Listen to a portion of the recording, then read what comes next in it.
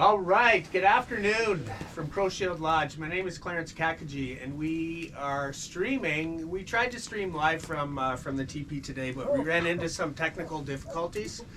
And we're just going to post this after we're done. So we have Kelly Lorelei, an amazing community member and community educator, as well as Al McDonald, who is a community educator and firekeeper. And they are going to be sharing some time with us this afternoon.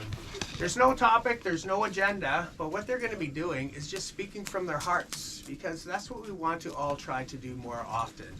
Now, before we do that, we want to offer them both some tobacco and a little gift for their time and how they're spending it with us today. Kelly, thank you for your time and your gifts and for coming out to Crow Shield Lodge today. And Al, my brother, it's always great to see you. My honor. Thank you for coming out to Crow Shield Lodge today. Now, we also have an amazing community member here, Kelly Welch, and she is going to sing a song. And then we're going to hand it over to Kelly and Al.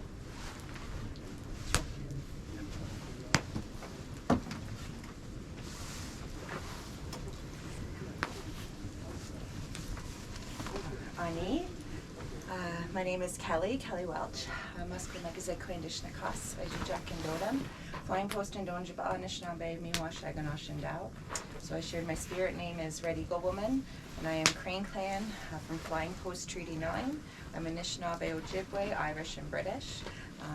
And I'm really happy to be here to share a song.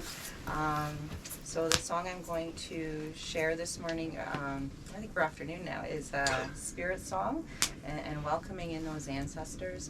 And it's one of my favorites, so Miigwech.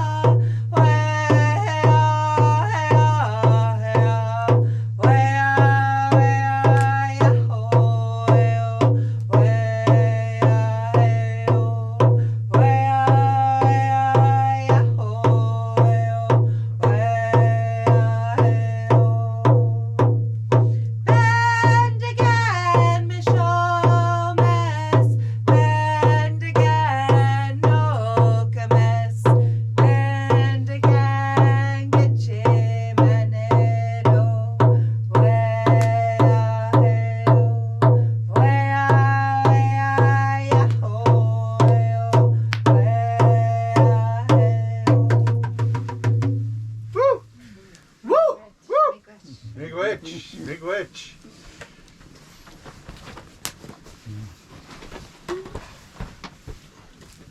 So we're happy to be here and to just share some of our stories and some teachings that we've learned over time. And so I'm Kelly Laurla, and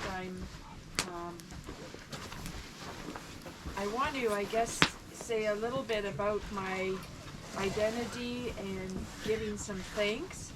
And so I'm Indigenous Sami and also Irish, and so I acknowledge that I have European settler roots. So I want to speak in 3 languages because also part of my identity is close to 30 years worth of Anishinaabe teachings and working alongside elders and teachers over the years. And so I just want to give thanks in those languages first. So Boada Bavi, Ip Miladi, Munama Le Faren Kuavka, Molenechi Bel Sapni Las, Yalan Mete Erlandalis Sogus, Ernomis Gitu Ip Mil, Yamuveki, Milet Siemedilis, Moe Forti Tovet Rasid, Barkadon Vuesta, Mi Bordi to Si Dilemma, Gitu Ipnat Ipmil. Chimigwech Kichi Manido, Mawaji and Isaac Kanachige, Nin Dijnakas, Nin Sami and Irish, Kitchener Andayand, Kirkland Lake, Donjaba.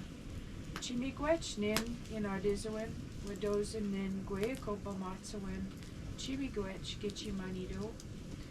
And I give thanks to the Creator for my life and for walking with me in my life and guiding me to what I hope is walking in a good way with all my relations. I give thanks to the standing people, to the stone people, to the creepers, the crawlers, the flyers, the swimmers, to grandfather sun who lights our day every day, even on dark or rainy days. Grandfather sun is there. And I give thanks to all those star peoples. I give thanks to our grandmother moon, who lights our skies at night and pulls the tides of water around the world. And I give thanks to Father Sky, who upholds all of creation. And I give thanks to our first mother. I give thanks to Mother Earth, who sustains us, who has provided for us since time beginning, and who continues to provide even in times of climate injustices and climate change, toxicities. Somehow Mother Earth continues to do what she can to sustain all of life. And I give thanks to water that also sustains all beings. And so for those things I'm grateful and I give thanks. And I'll turn this to Al, who wants to speak about his self. Bozuani, my name's Al. I think now we are in the process now of taping this. We did try and go live stream, and due to some technical difficulties, that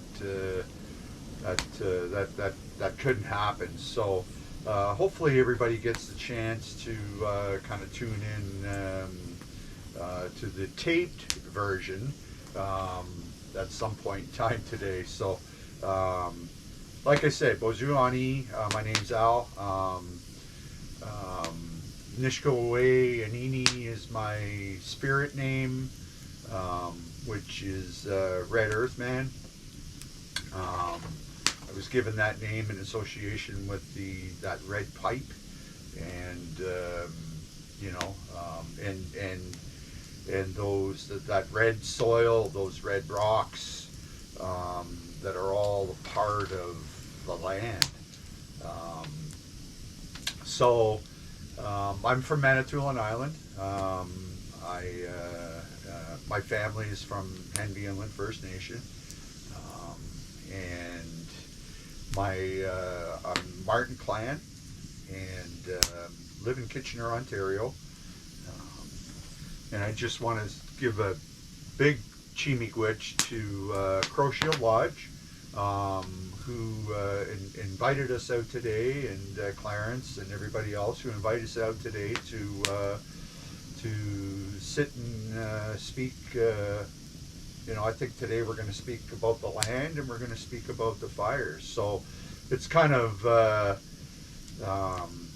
interesting being on the other side of the fire and speaking. And you're on camera and all those types of things, and it believe me, I'm going to tell you, it's a little bit different, as opposed to just kind of being at the fire naturally, which I am, but it's a little bit different. So on this side of things, but chimigwich to everybody here at Crow Shield Lodge. Such a wonderful place, and being on the land, and really is what that spirit is all about, and what the land really offers us. When I come out here, when I come here, and when I especially today, I just you come here and you feel like you're at home, because you're back on the land. We're in the urban environment, and when you journey outside and you have that place to go on the land, it's certainly a lot different, and I look forward to it. I cherish it. I cherish every moment that I'm on the land. I cherish the moments for ceremony. I give thanks to Creator for allowing me to be a part of the fire. It's been an incredible journey, an incredible continuous journey, so it's this today for me feels so good in so many different ways. So I think we're.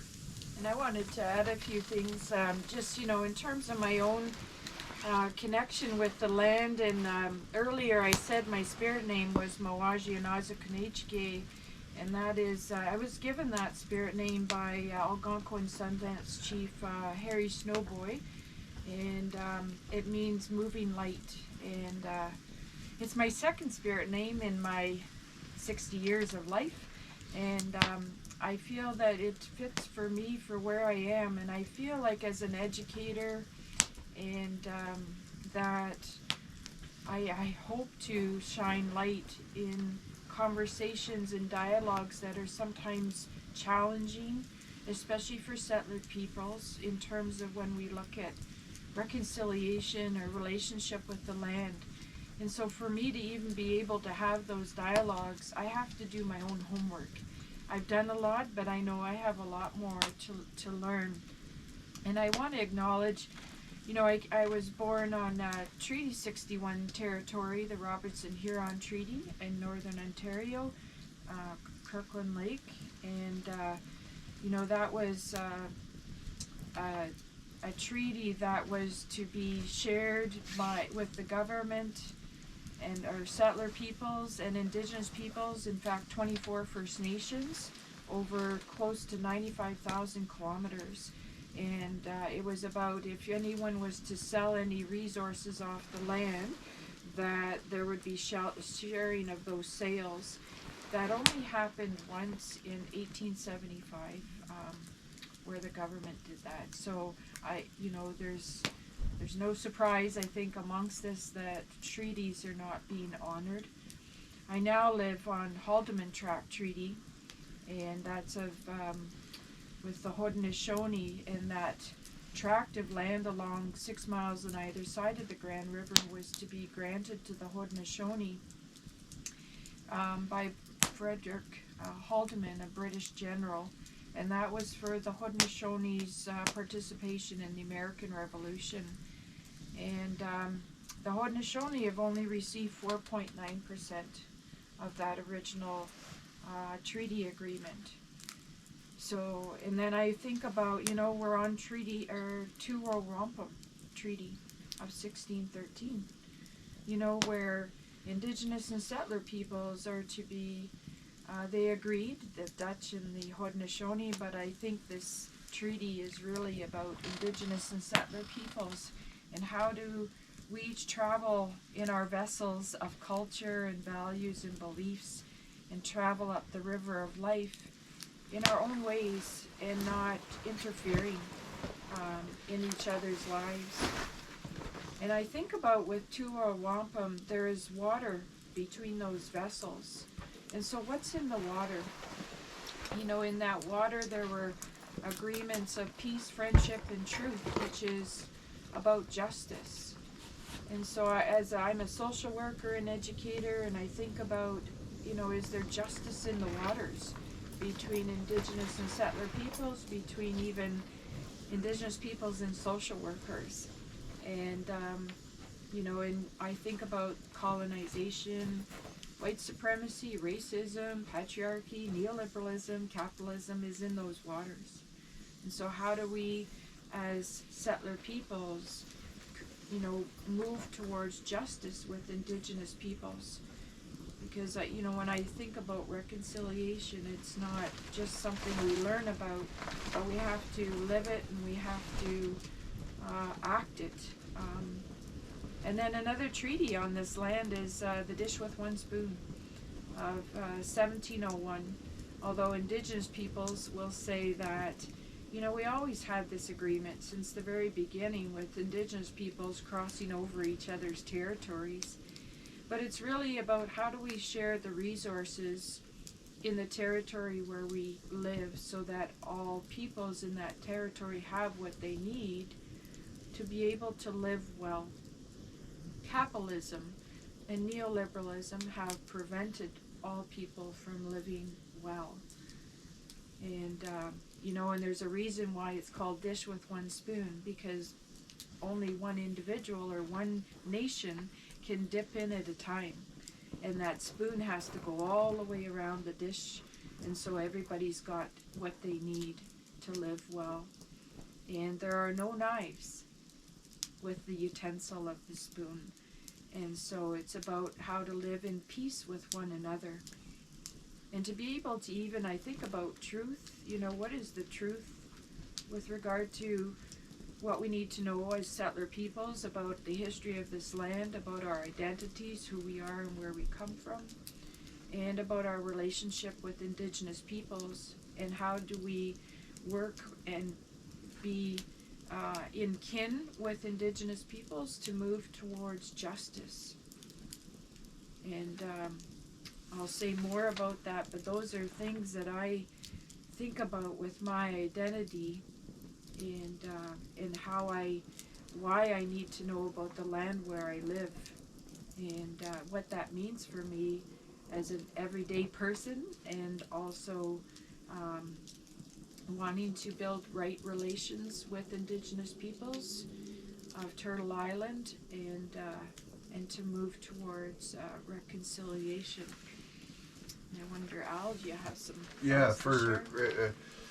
From a firekeeping's point of view, and the land that we live on, is that fire is so important for the Aboriginal people in terms of all of our ceremonies, and what that brings